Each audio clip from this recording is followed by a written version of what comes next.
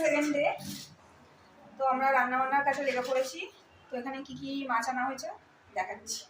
এখানে আনা হয়েছে ইলিশ মাছ, এটা কি হবে দেখছি। এখানে চিংড়ি মাছ, এখানে আবার আছে 2 পিস পমফ্লেট, কারণ দুজন আছে ইলিশ খায় না, আর কিছু কাটাপোনা মাছের পেটি আছে, এগুলো ভাজা খাওয়া হবে।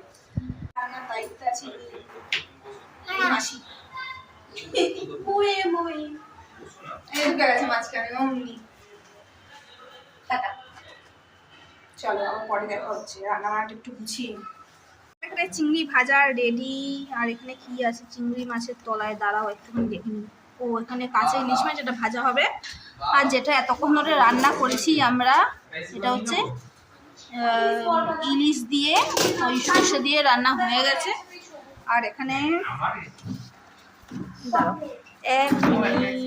কমপ্লিট ছিল, এটা করেছি পেঁয়াজ দিয়ে আর কি, ওই কষা মতো করেছি, ওটা হয়ে গেছে। আর এখানে চিংড়িটা ফাইনালি রান্না হচ্ছে।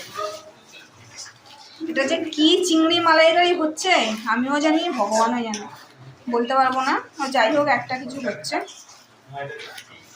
আমি ঘরে এটা করি, সেটা হচ্ছে ওই সর্ষে পোস্ত বেটে আর নারকেল কুড়িয়ে তারপর সেটাকে আবার মিক্সিতে বাটি বেটে তারপর রান্না করি। কিন্তু এখানে তো ওইসব হচ্ছে না, এখানে সবকিছুই ওই রেডিমেড কেনা হয়েছে।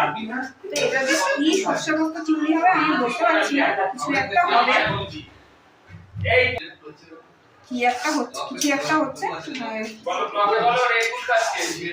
কিছু একটা হচ্ছে গাইস। এতক্ষণ ধরে আমি রান্না করেছি, তারপরেও এখন করতে গেছে। চিংড়ি মাছটা আমি করছি। হ্যাঁ, ইলিশ আর কালার ডিফারেন্সটা বুঝতে পারছো? রান্না করে আমার মুখটা কি হয়েছে। ইলিশ আর কি বলে পমফ্লেটটা, না পমফ্লেটটা ওই করেছে, এটা আমি করছি। কি হবে সেটা আমি বলতে পারছি না, যা হবে সেটা দেখাবো। না ওকে একটু দেখিয়ে দাও বাবা, ওকে না দেখালে তো আমার এই হোক, তারপর খেতে খেতে বলবো কেমন হয়েছে, এটা আদৌ চিংড়ি মালাইকারি হয়েছে কিনা। এটা হচ্ছে পমফ্লেট, এখানে ইলিশ ভাজা সবার পাতে পাতে উঠে গেছে।